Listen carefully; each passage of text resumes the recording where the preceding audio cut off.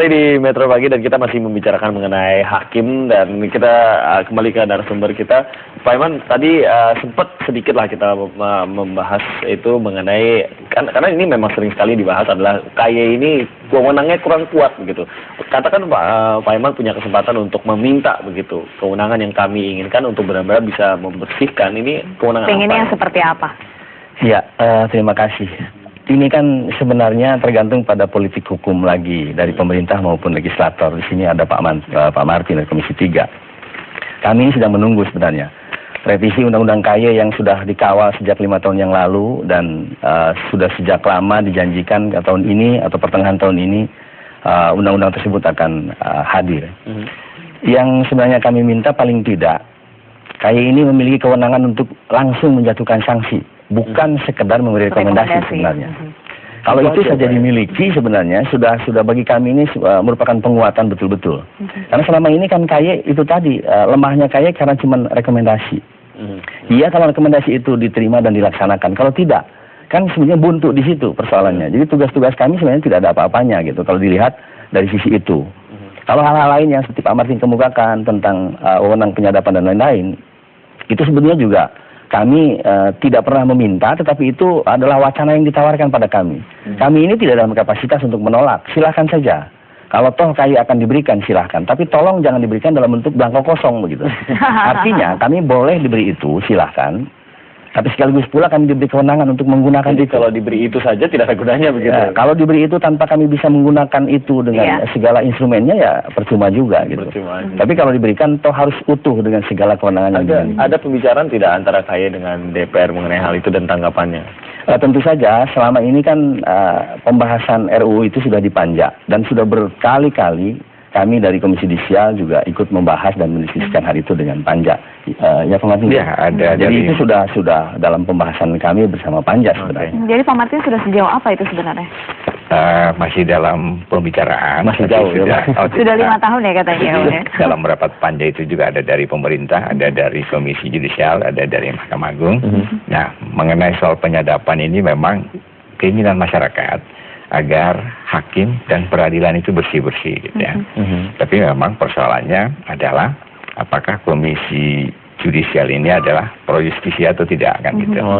Nah ada pemikiran kalau ini diberikan kepada Komisi Judisial akan lebih fokus untuk memperbaiki, menjaga, mengawasi hakim dan peradilan.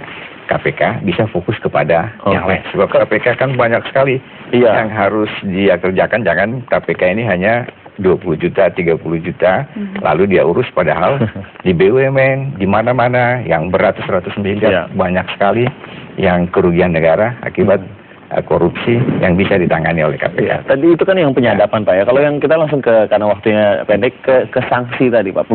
KY bisa memberikan sanksi. Itu ada pembahasannya tidak di DPR atau? Nah itu juga, persoalannya kan selama ini adalah Komisi Judisial memberi saran, bukan hanya saran, melaporkan dan meminta ada penindakan ini.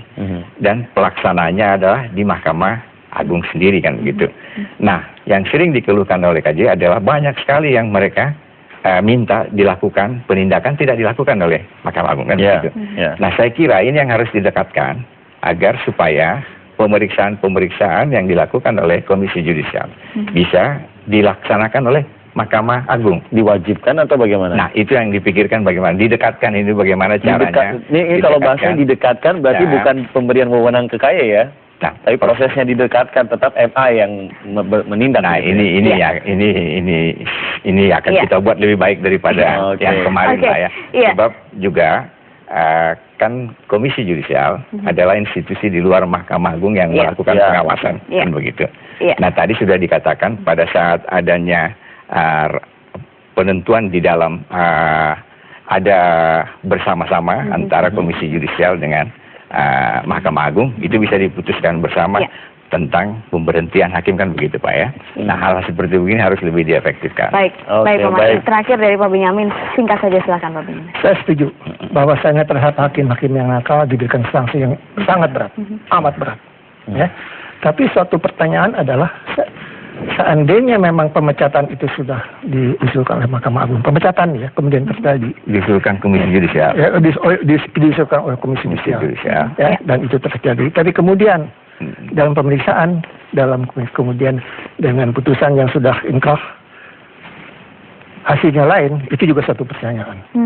Jadi bagi saya, untuk para hakim, dalam putusan hakim sendiri, saya setuju yang paling berat. Baik. Harus yang paling berat ya. Terima kasih Pak Benyamin, Terima Pak Martin, kasih. juga Pak Eman. Pak Eman, terima kasih. Kita lihat Pak bagaimana Martin. perkembangannya juga nanti ya, ada untuk hakim dan juga untuk KY yang menarik nih, karena komisi pengawasnya. Baik, terima kasih untuk para narasumber dan saya sudah Metro Pagi kali ini. Atas nama seluruh tim yang bertugas kami ucapkan terima kasih. Saya Timothy Marbun. Saya Putri Nindya, tadi juga ada Hariman Halis. Seperti biasa kita ikuti berita dari